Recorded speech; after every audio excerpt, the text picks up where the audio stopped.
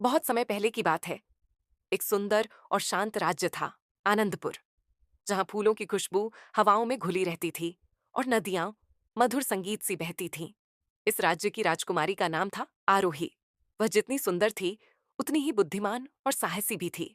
राजा और रानी अपनी बेटी को बहुत प्यार करते थे, लेकिन आरोही का मन महल की चारदीवारी में बंधा नहीं रहना चाहता था। उसे प्रकृति से प्रेम था। झीलें, पहाड़, जंगल, ये सब उसे बुलाते थे। रहस्यमयी झील का रहस्य। एक दिन आरोही ने राजमहल के पुराने पुस्तकालय में एक फटी पुरानी किताब देखी। उसमें एक झील का वर्णन था, मायावी झील, जो किसी समय आनंदपुर राज्य का हिस्सा हुआ करती थी। लेकिन अब कोई नहीं जानता कि वो कहाँ है। कहा जाता था, जो सच्चे दिल से उसकी खोज करता है, उसे वहां अपनी असली शक्ति प्राप्त होती है। आरोही का मन बेचैन हो गया। उसने तय कर लिया कि वह इस झील को ढूंढेगी। सफर की शुरुआत अगली ही सुबह वह गुप्त रूप से घोड़े पर सवार होकर निकल पड़ी। रास्ते में घने जंगल आए, जंगली जानवरों से सामना हुआ, लेकिन उसकी हिम्मत नहीं टूटी। एक दिन उसे एक बूढ़ा साधु मिला, जिसने कहा, राजकुमारी, झील तक पहुंचना आसान नहीं। तुम्हें 3 परीक्षाओं से गुजरना होगा, साहस, त्याग और सच्चाई की परीक्षा।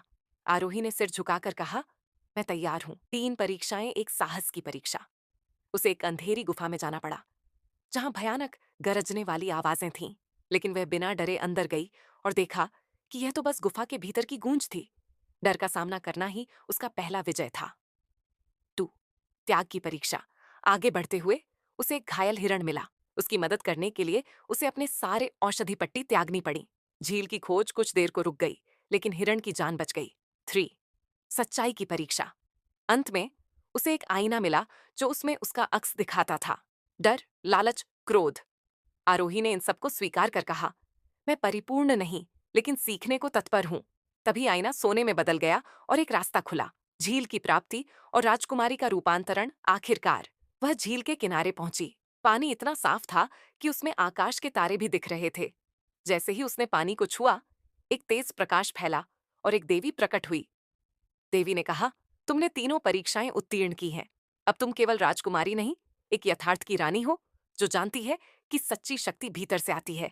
देवी ने उसे एक अमूल्य मोती दिया, बुद्धि और करुणा का प्रतीक।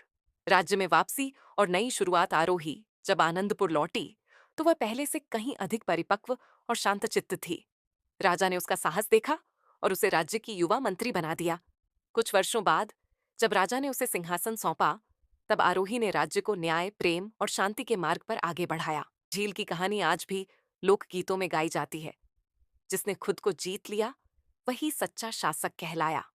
अगर आपको वीडियो पसंद आया हो, तो चैनल को सब्सक्राइब करें और बेल आइकॉन दबा दें।